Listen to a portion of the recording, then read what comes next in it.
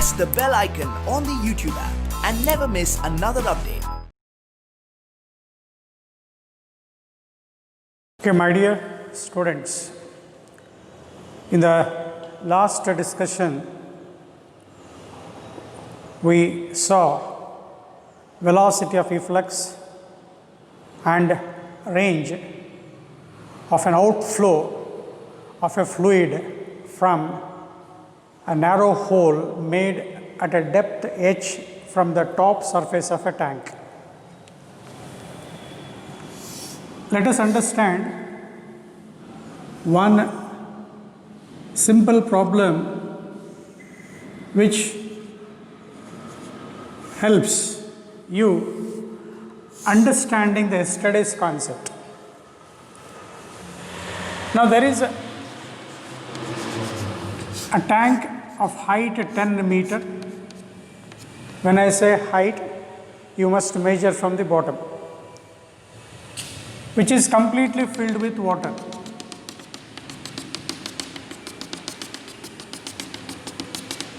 They make two holes 3 meter and 7 meter from the bottom. There are two holes which are made 3 meter and 7 meter respectively from the bottom. Then they give some options here regarding their range. Means from hole, this is first hole and this one is second hole.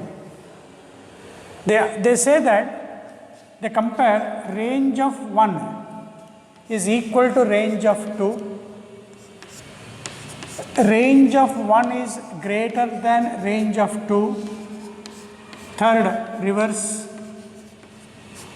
Fourth, you can say none of the above. No need to take the options.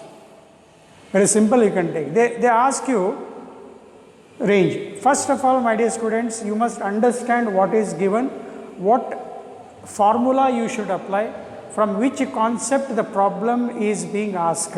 That should be the case. If this is resolved, say 90% of the problem is solved. Understanding the problem means understanding the concept thoroughly, from which concept they have given the problem, which formula you should apply. If it is resolved, 90% is solved.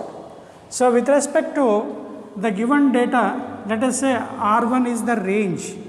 As we studied root, 2 into root of height of the hole into depth of the hole.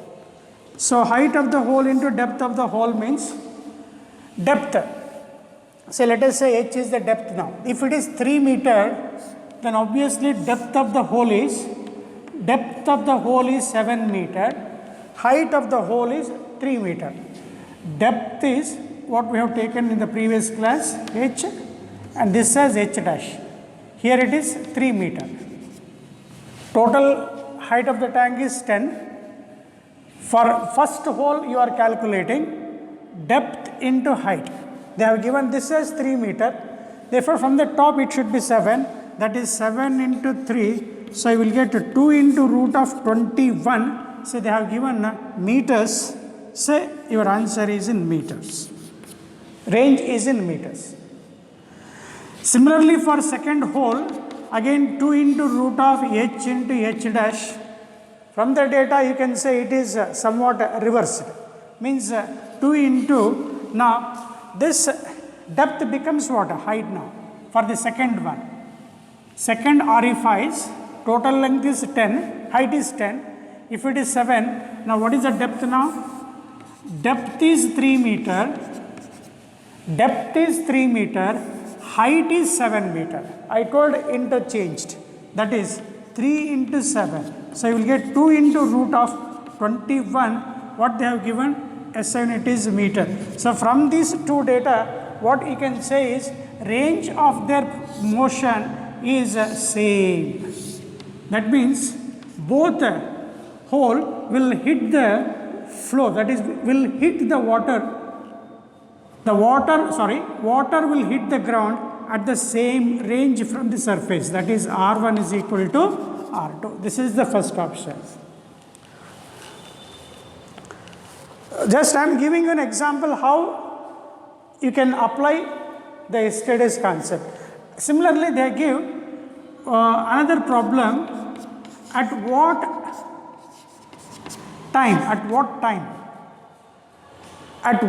time will the water will take to decrease the height from H1 to H2? Means they have given two heights, means which are there is a hole here, which is filled with some water, and hole is made at the bottom.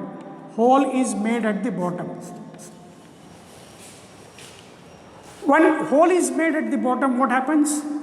There is outflow fluid. As a result, the depth of the liquid goes on decreasing. As water flow, this depth of the water goes on decreasing, that is at the rate. So dH by dt, I take this as a negative sign. With increase in time, depth of the water goes on decreasing. They are asking how much time does it take to decrease the depth from H1 to H2. Now say it is H1 depth. Say it is H1 depth. When water comes out of the hole, what happens? The depth of the water goes on decreasing. Now let us say this is the new depth. New depth is H2. How much time does it take? The initial depth was H1. Final depth is H2. So what I can write? How much time does it take? They are asking the time in terms of H1 and H2. You can take that question. Time taken by the water to come out of the hole made at the bottom of a tank to decrease the depth from H1 to H2. So as we know, velocity of efflux is root of 2gh, where h is the depth of the hole, and velocity is rate of change of displacement. I write dH by dt. Since depth is decreasing, I write with minus sign. Anything if it is decreasing, you should take that with negative sign. So in this, I take proportional to root of h. Because 2g is taken as constant, h is the depth. Just by arranging this, I can write dt proportional to minus of dh by root h. Since it is a variable, I have taken small taken for the decrease of decrease of depth from say h1 to h2, you should go for integrating on both sides. Total time taken to decrease the depth from lower limit h1 to h2. As you know, 1 by root x.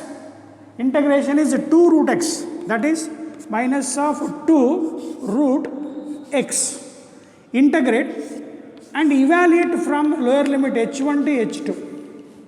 So from this, I just take proportional, t proportional to minus of, again 2 is taken as a constant, upper limit minus lower limit, that is root of h2 minus h1. So rearranging this, I take root of h1 minus h2. Among 4 options, a student must choose root of h1 minus h2. Many students will leave minus sign.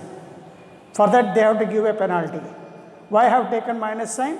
I explained. How much time does it take to reduce a depth from h1 to h2 is proportional to root of h1 minus root of h2. This type of problems that you will get, my dear students.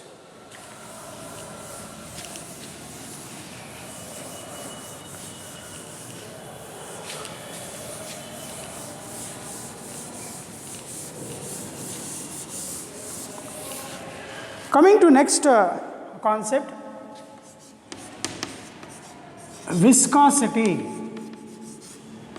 of a fluid. So thick oils, thick liquids are more viscous than thin liquids. Kerosene is less viscous than water, and water is more viscous than a petrol or a diesel. Diesel is less viscous than water. Different liquids have different viscosity. Grease, lubricants. Grease is a lubricant which is more viscous than an oil paint. Paint is more viscous than oil, edible oils.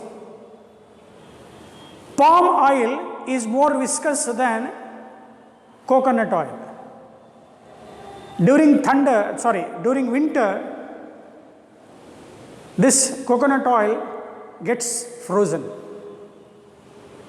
It becomes solid. On heating, it is becoming thin. Means when it is at solid state, say palm oil or a coconut oil, during winter, it is solidified. It is more viscous.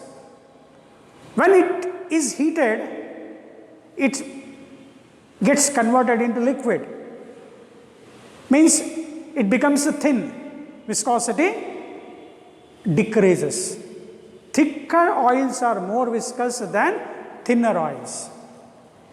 Usually in case of fluids in motion, usually in say liquids. Let us take, this is a bottom line which is taken as a reference, assuming that water flow in a river.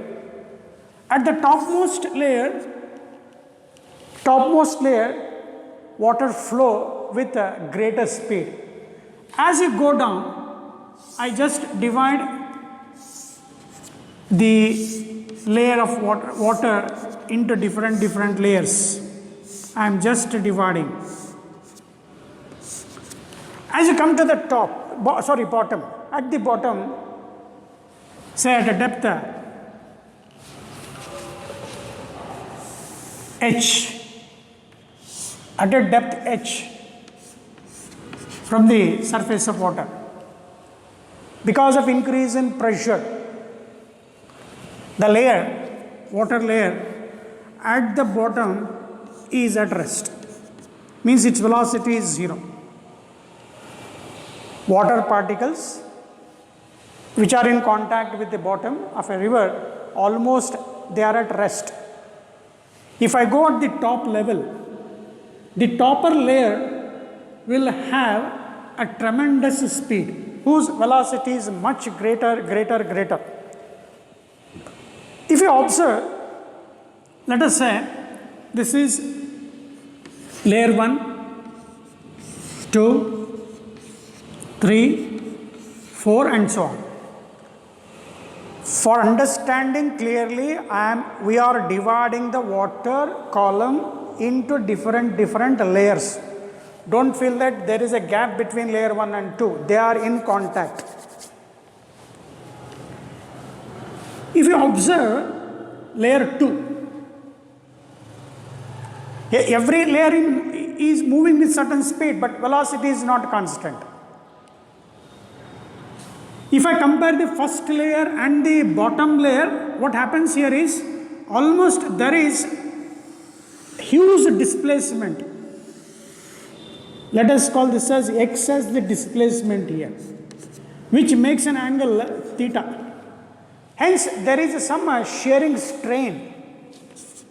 Shearing strain, which is defined as ratio of displacement to the height of the column. That is, say, column height or level of a liquid.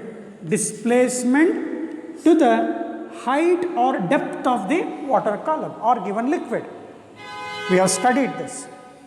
It is defined as ratio of horizontal displacement to the vertical depth or vertical height of column of liquid, which has no unit.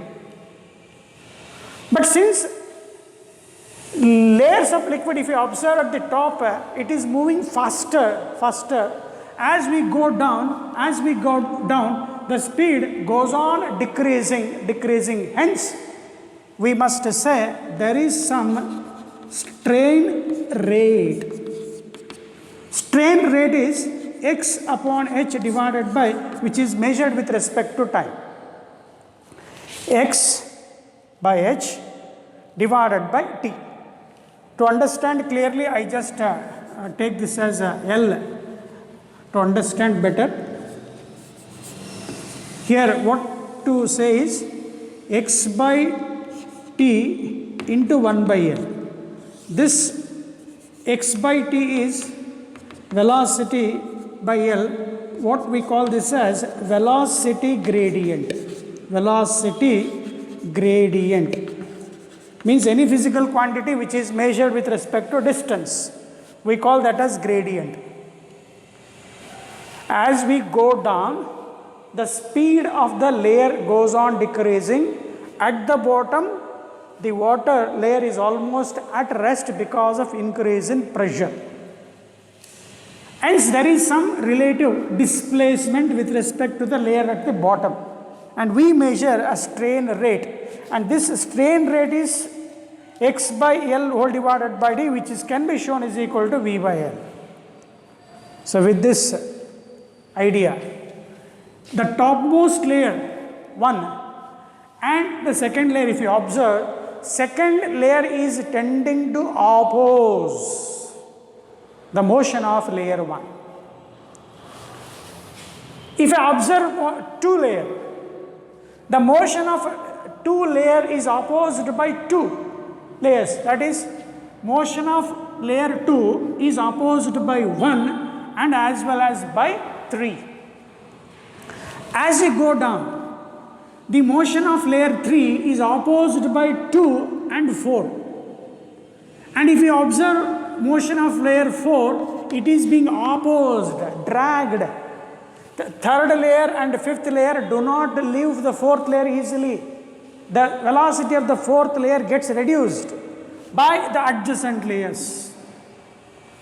And that dragging force, or you say retarding force, dragging force or retarding force, we call that as viscous force ಅಂತ ಕರಿತೀವಿ.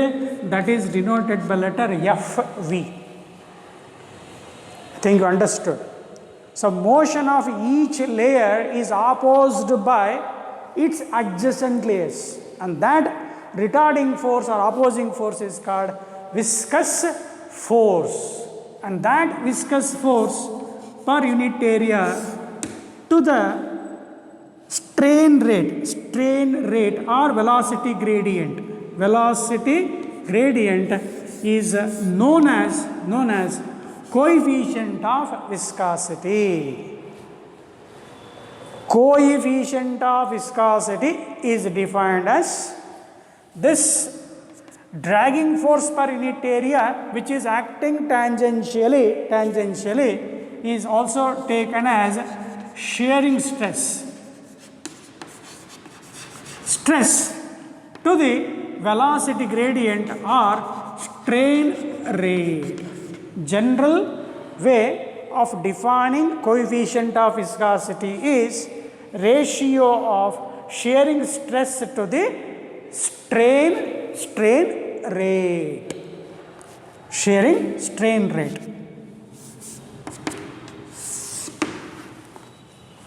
Now with this, you can rearrange this. Eta is equal to F into L divided by V into E.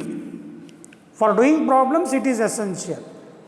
In some cases, the same thing can be arranged in such a way that this dragging force, say motion of layer 2 is reduced by the layer 1 and 3, and that dragging force, that is viscous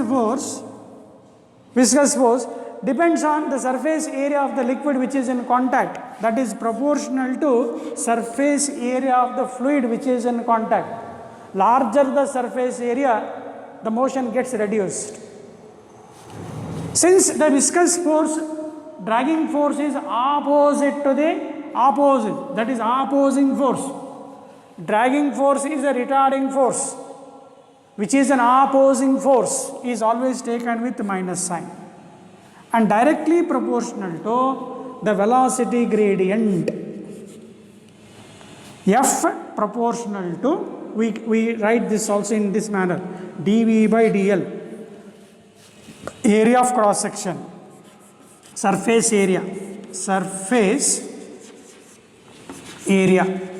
of cross section anbardu, surface area of fluid in contact. This one is velocity gradient. My dear students, in most of the competitive books, they use this.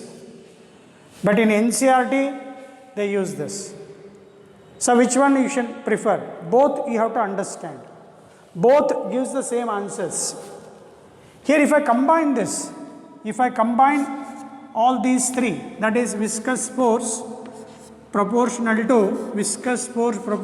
to minus A into dV by dx, dV by dl you can say. Removing this proportional sign, you will get Fv is equal to minus eta into A into dV by dl. Therefore, coefficient of viscosity is, you can write F viscous force into dl divided by A into dV with a negative sign. But in magnitude, coefficient of viscosity is, in magnitude, coefficient of viscosity is always positive. What this but negative sign says? Viscous force is always opposing force or a dragging force. Coefficient of viscosity is a positive value for a given fluid. And this coefficient of viscosity decreases with increase in temperature for liquids. First point. For a liquid, say palm oil, during winter gets solidified. It is more viscous. On heating, it gets converted into liquid. It converts into thin layer. Coefficient of viscosity decreases. Whereas, in case of gaseous media, coefficient of viscosity increases with increase in temperature for a gaseous medium. A simple direct theory questions in your competitive paper you will get. On increasing temperature, what happens to the coefficient of viscosity of gaseous medium? Increases. For a liquid it is decreases. Have a note on this. Now let us discuss the SI unit of coefficient of viscosity and dimensional formula. So as we said, coefficient of viscosity is stress by strain rate. Here stress is expressed in terms of sharing stress to the strain rate. Stress is Newton per meter square, force by area.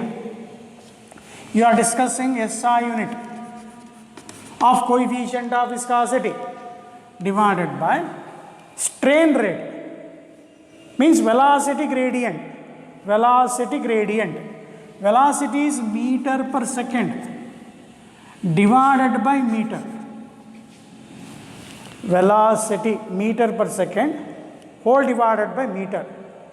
So meter cancels, so you will get Newton per meter square into second, or we write this as Pascal into second.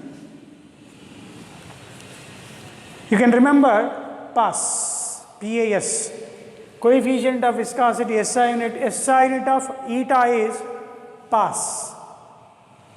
Pascal into second.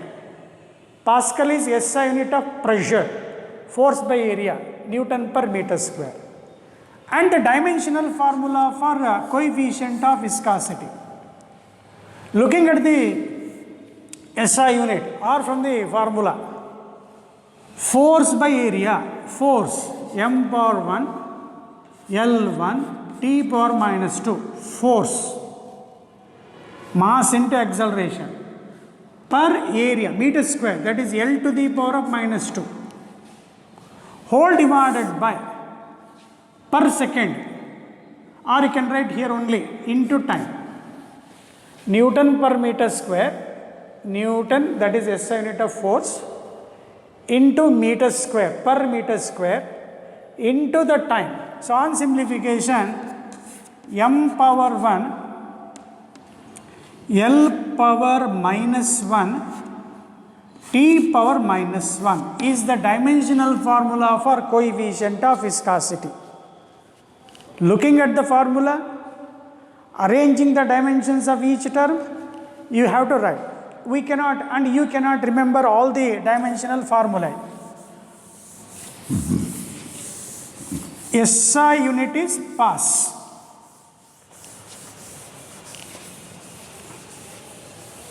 Pascal into second, or Newton per meter square into second.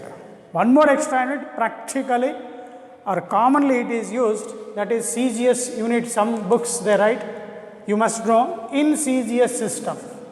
In CGS system, SI unit of coefficient of viscosity is poise, P-O-I-S-E. Now, let us understand one more concept on this, that is terminal velocity, that is Vt. So let us consider a tank filled with a certain liquid of density rho L. Say a tank or a container filled with a liquid of density rho L. If I drop an object from certain height into a liquid, initially what happens when just touches the surface, before coming to rest, initially it will travel with some speed, greater speed. As it go down, because of increase in pressure and because of the upthrust and due to the viscous force, the speed of the dropped object goes on decreasing. When dropped initially in air, it is moving at a certain speed. Once it enters the fluid, the object experiences two kinds of force. One is upthrust and the viscous force. After certain time, after certain interval, Let us take this is a spherical object of radius r whose weight is downward. Weight of an object is downward due to gravity. And it experiences two kinds of forces. One is the buoyant force, upthrust, and other one is the viscous force or the dragging force, which tends to reduce the speed of the object. At equilibrium means when all the three forces are balanced, means the downward weight is balanced by the viscous force and the buoyant force. The object will reach a constant velocity that is called terminal velocity. Velocity attained by an object when it is dropped in a fluid. The downward weight is balanced by the sum of buoyant force and the viscous force. Where m is, before writing the formula, let us write mg itself, where viscous force acting on a spherical object, that is given by Stokes' law. You have to remember the formula, Stokes' law. The viscous force or the dragging force on an object when it is dropped in a fluid of coefficient of viscosity eta, it is given by 6 pi eta r into v. Stokes' law, that is dragging force acting on a spherical body when dropped in a fluid of coefficient of viscosity eta, the object will reach the terminal velocity when this is balanced, plus the upthrust, that is weight of liquid displaced. Liquid displaced. Upthrust is always equal to weight of the liquid displaced. Having this knowledge, it is possible to get the expression for terminal velocity. Now m into g. M is mass of the object, that is density of the object into volume of the object, 4 by 3 pi r cube. Density of the object is mass of the object divided by its volume. Therefore, mass of the object is its density and volume. As we have taken, it is a spherical object, 4 by 3 pi r cube. Usually all problems what we design is a spherical objects. Drops, we take drops. All drops are spherical in shape due to the property of surface tension. Now rho naught into 4 by 3 pi r cube into g. Mass density into volume equals to 6 pi eta rvt plus weight of the liquid. Here object is completely submerged. V naught rho L into G. V naught is volume of the liquid that is displaced. V naught, volume of the liquid that is displaced, equal to the volume of the object that is submerged. Here it is completely submerged, therefore V naught gives volume multiplied by density of the liquid. This term gives what? Mass of the liquid displaced into G gives weight. Force is a weight. Force is a weight. Hence, in this formula, rearranging this, now what we can suggest is, I can take this V naught here. We have to extract Vt now. Keep it aside. Left side tombanipada. Rho naught. This is V naught is common here. Minus rho L into G. Into I take this as V naught here. V naught common, I just simplify, taking this as rho naught V naught G. V naught is common here, that is 4 by 3 pi r cube equals to 6 pi eta or Vt. Then simplify, you will get a good expression here.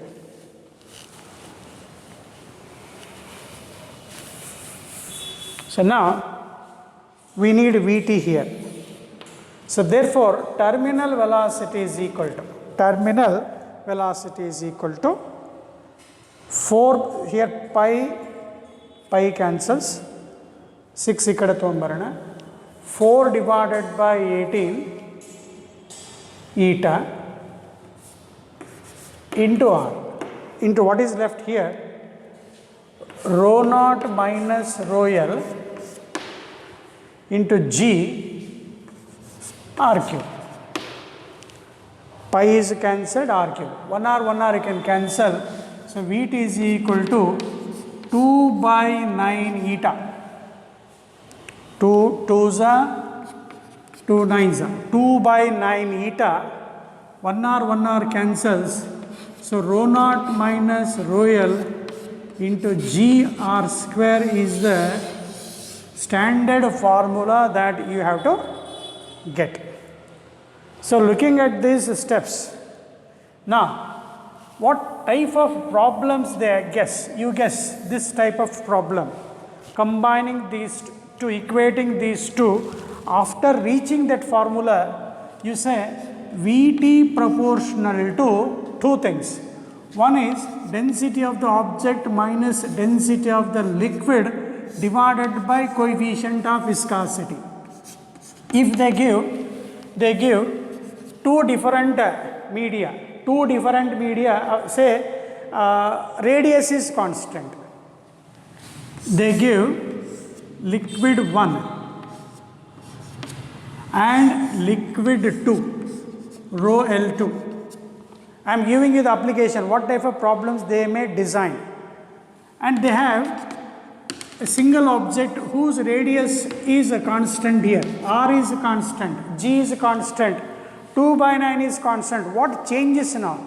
Density of the object remains same. Density of the liquid and the coefficient of viscosity through which the object is dropped varies. Therefore, looking at that formula, dear students, you should be careful in comparing the terminal velocity of two liquids, as it is inversely proportional, eta 2 by eta 1, directly proportional to this rho naught rho L1, rho naught minus rho L2.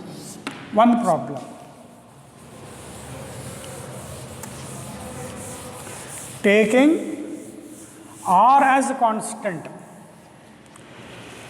when a given spherical drop is dropped in two different liquids having two different densities and coefficient of viscosity, you can compare the terminal speeds in two different liquids. One type of problem. Second type problem is how it is proportional to radius, that is Vt proportional to r square, taking a single medium. Say, for example, there are, say, two drops which are falling, identical drops, let us say of radius r and r. Or let us say there are n drops. Let us say there are n drops. Let us study in a general way. N identical drops.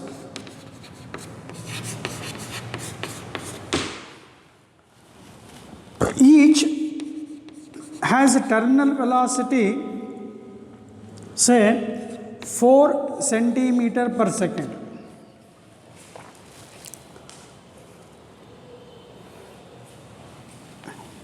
Say 2, let us say 2. Later they will change, my dear students. There are n identical drops which are allowed to fall, say in air. Air has certain density, it is a fluid. when they are combined to form, they combine to form a bigger drop of radius r. And this bigger drop will fall with the velocities of say 16 centimeter per second. When these n drops are combined forming a single drop, they fall in the same gaseous media given fluid, means viscosity is constant, density of the liquid is constant, density of the object is constant, but radius is changed. And that bigger drop will fall in the same fluid with a terminal speed of Vt2, you can say. How much? 32 centimeter second. Then they are asking, find the number of drops.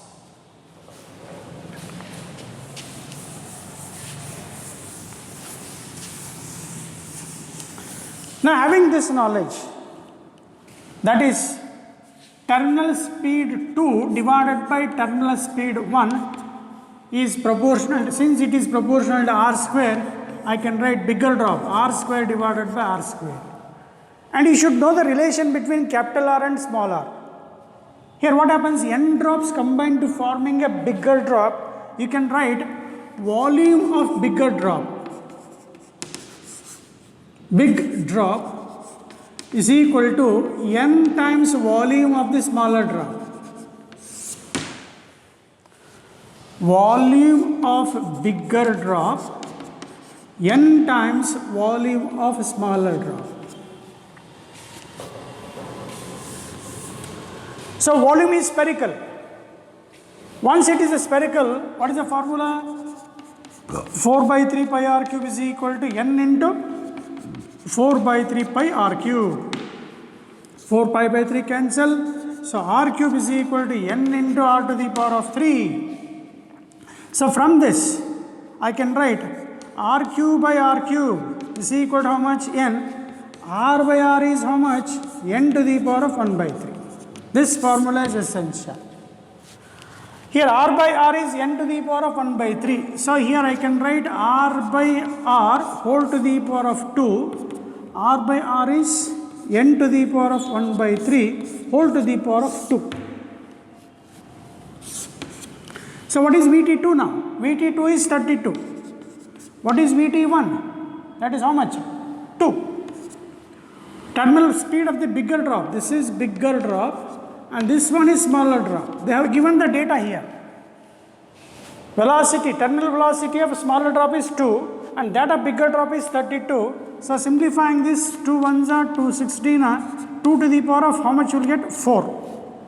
So looking at this formula, take this. So 2 to the power of 4 is, keep as it is. Taking this 2 by 3 on the reverse order, 3 by 2. So that is equal to n. N to the power of 2 by 3. You will get n to the power of 2 by 3. Raising the power on both sides by 3 by 2. So you will get n. 2 ones are 2 twos are. So how much you will get? N is equal to 2 to the power of 3 twos are 6. Means you will get how many drops here? 64 drops. N drops are combined to forming a bigger drop. Having these given data and taking V proportional to R square, rearranging your mathematical terms, the number of drops is found to be 64. I think you understood how this terminal velocity formula helps in understanding the problems.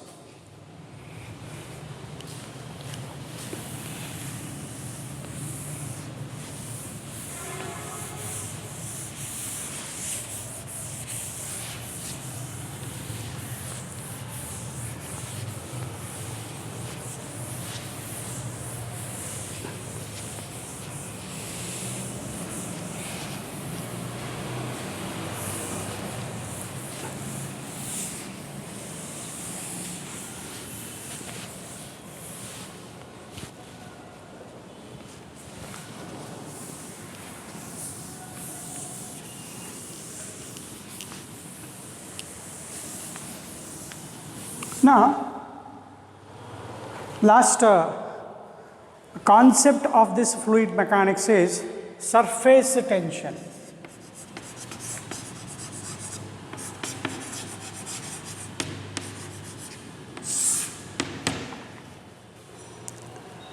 It is one of the property of a fluid which makes the molecules to contract, and hence the free surface of a fluid, say liquid, try to occupy minimum area as much as possible. And this molecular phenomena by which the free surface of a liquid contracts and acquire minimum energy is known as surface tension. To understand this definition, say you have a container which is filled with a fluid.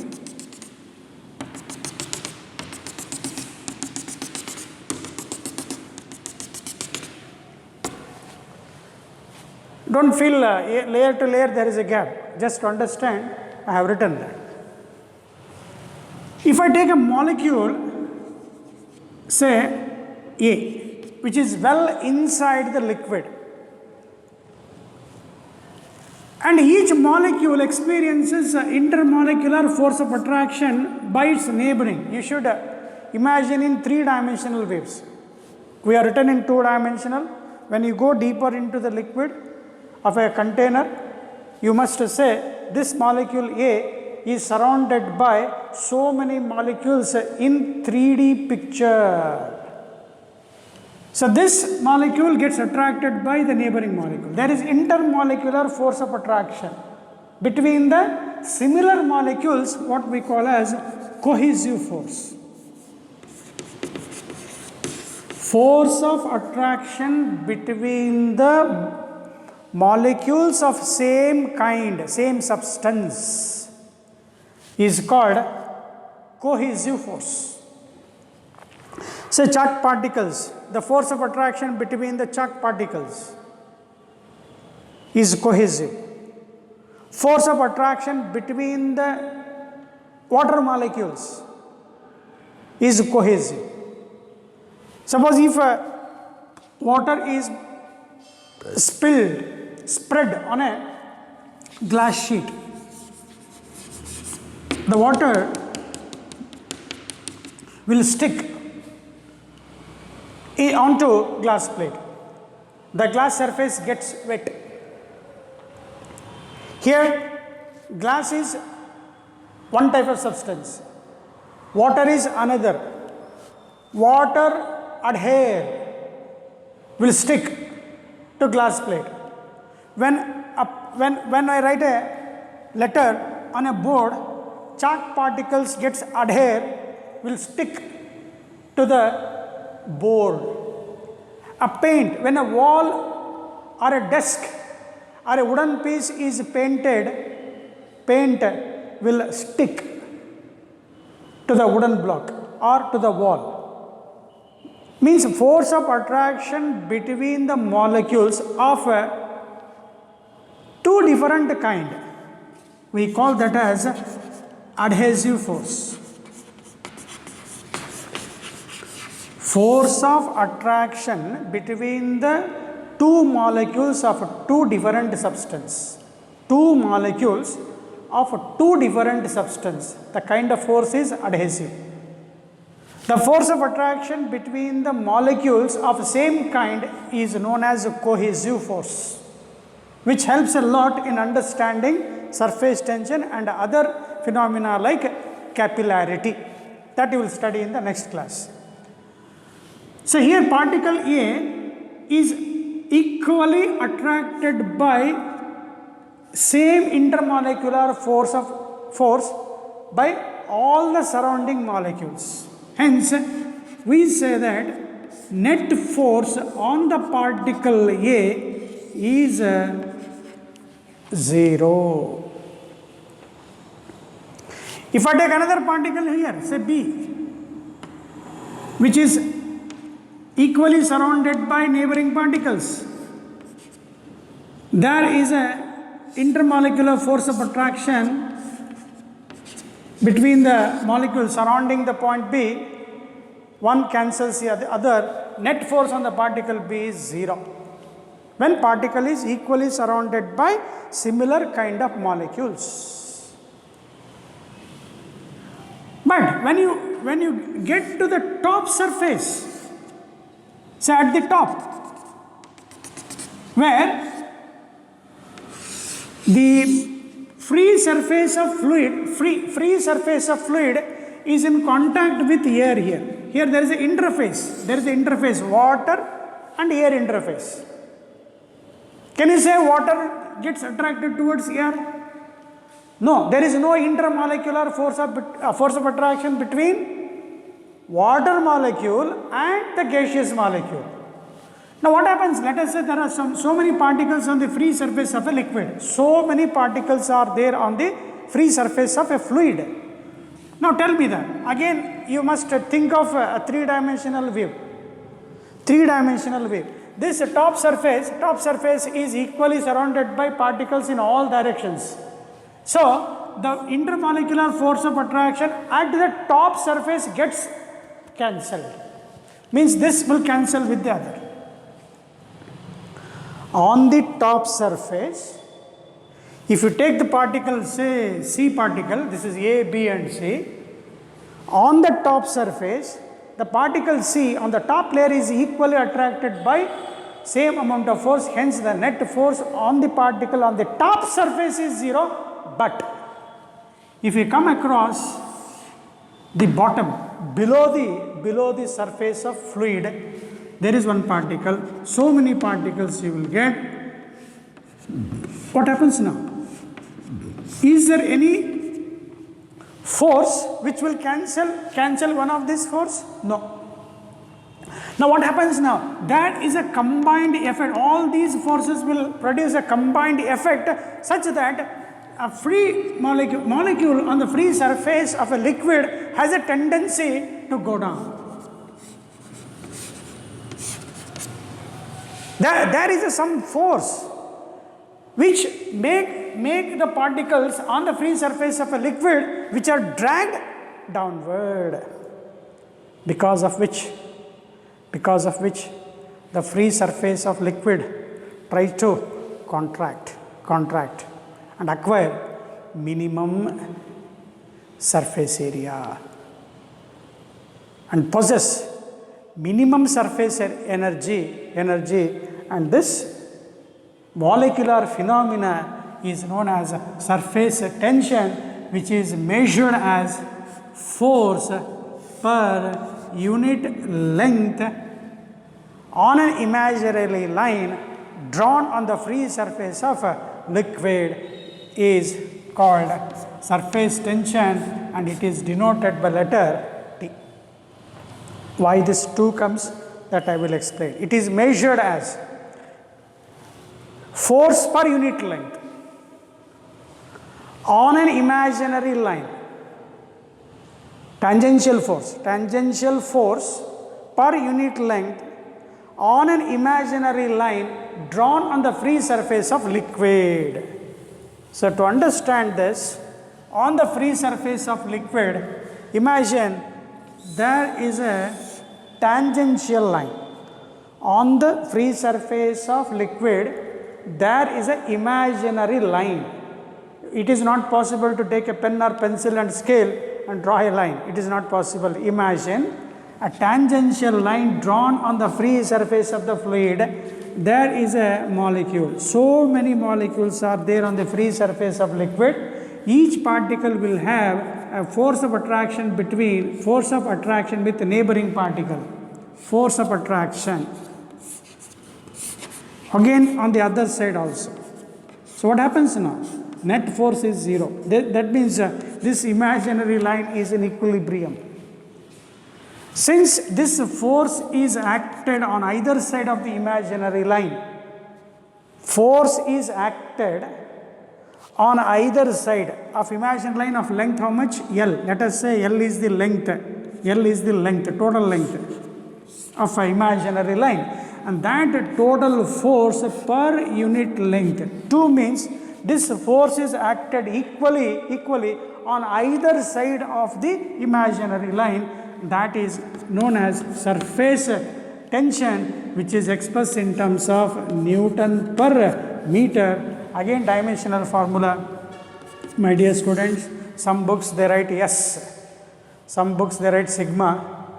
Don't get confused with the symbol. Understand the concepts clearly. Surface tension phenomena I have explained, and by mathematical formula, force by length, Newton per meter, the dimensions of surface tension is given by the formula force m power 1, L power 1, T power minus 2. 2 is constant, L gets cancelled. Therefore, dimensional formula for surface tension is m power 1 and T power minus 2, L power 0. There are some examples that are due to the property of surface tension. All spherical droplets, oil droplets, liquid drops are spherical in shape due to surface tension. Mosquitoes or small insects easily crawl, CRAWL, walk on the free surface of liquid because that stretched membrane or the tangential force, surface tension, will give some support which will balance the weight of the mosquitoes. If I add some impurities, kerosene is added. So if some impurity is added, surface tension of that fluid will decrease. Definitely the insect or a mosquito will get into a liquid. Rise of water and sap rise in plants is due to the property of surface tension. A cotton wick dipped in oil, the oil rises up due to the property of surface tension. A brush, paint brush, before dipping into a water, all the feathers get spreaded. When they are dipped into a water or a liquid, all the feathers will cling together, they come closer together. That is due to the property of surface tension. So with that, let us understand how this surface tension helps to understand the surface energy. Surface tension is the surface energy. To understand this,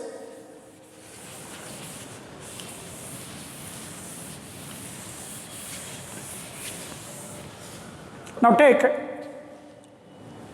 U-shape frame, a thin metallic frame of U-shape. It is just having one, a free rod which can easily slide from one end to another. You can call this as a slider, which can move easily from one end to another. Let us have some support here, just to understand what it is. Some threads are tied to the two ends of a slider just to hold it. Now what you do is, you take this U-shape of frame and dip in a soap film.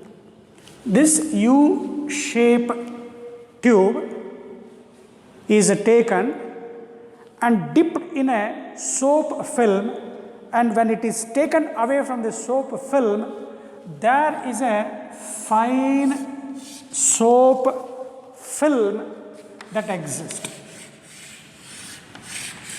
A thin layer of soap film, thin layer of soap film. Now what you do is, just you observe what happens at the surfaces. Surface means in between the film and the U-shaped frame. There is a force of attraction between the molecules.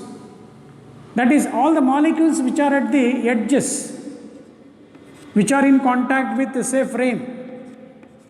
There are so many particles which are in contact with the frame, and there are some other particles on the film. So there is an intermolecular force of attraction. So you observe that this film contract and acquire minimum area, that we call as a surface tension, property of the free surface of fluid, which tries to occupy minimum area and store and has minimum surface energy, is known as surface tension. Now what happens now? This rod of length say L, is dragged towards left. Rod of length L is dragged left because of due to the property of surface tension. Now what I have to tell you is that this surface tension is the surface energy which has some property to occupy minimum area. Due to the property of the surface tension, the free surface of liquid try to occupy minimum area and it stores a minimum energy. So to understand this, what I will do is, by this external means, say thread, I just apply some force here, applied force. I just drag this slider slowly. Don't do it strongly. If you do it strongly, definitely the film will be broken. No more you can understand this. Gently or slowly, this thread with this support is slowly pulled. Assume that this rod has shifted to some new distance, a small distance, let us say dx, and cover some extra area. Means what? Free surface of liquid has increased its energy. There is some increase in surface area. That will be stored as surface energy. So in order to increase that energy, I have applied some force. Hence some work has to be done here. Small work done, you say. What that work done is force into displacement. Again, when they are in the same direction, I use a dot product. So that is F into d, distance is dx here, and cos 0. Cos 0 is 1. Force and displacement are in the same direction. And this work done is nothing but is stored as surface energy. Let us understand in later. Work done is force into displacement. Now here, my dear students, as I told, that force per unit length. Here L into, here actually the force per unit length, as I told, 2L, because this length of the rod, when this film is taken outside, this film, let us say this is a film now, thin film, upper is air, down is also air. Means this surface area film is in contact with air at two sides, one upper side and lower side. Hence, this force is equal to 2L into T. Why I have taken 2 here? Upper surface, that is film, is in contact with the air. Bottom surface is also in contact with the air. Hence I have taken 2 here. Replacing this here, force is equal to 2LT into dx. Cos 0 is 1. So this is work done. Now what does L into dx gives? 2L into x. I write this, work done is equal to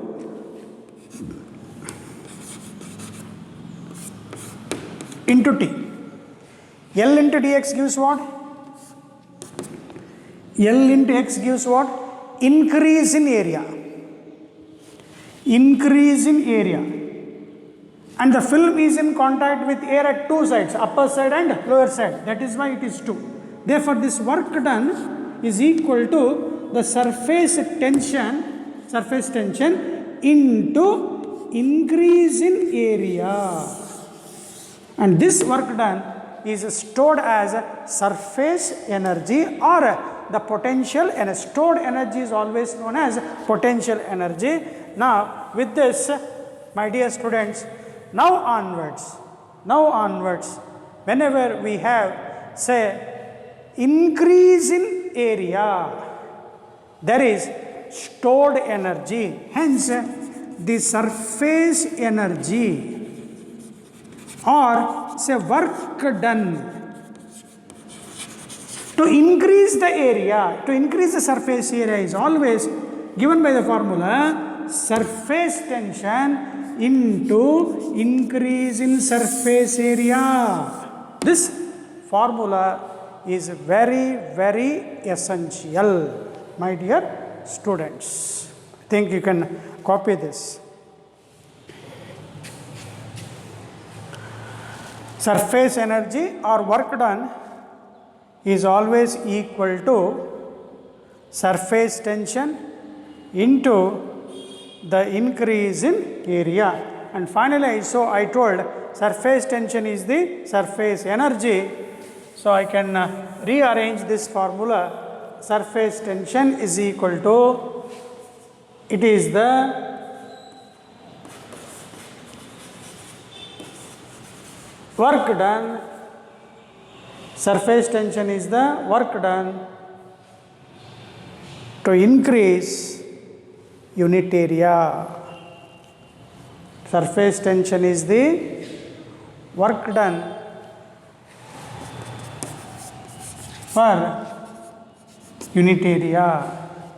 That is, surface tension is equal to surface energy which increases surface area by unit value. So after understanding that, in next coming classes, my dear students, this formula helps a lot. And let us continue in the next class. Take care.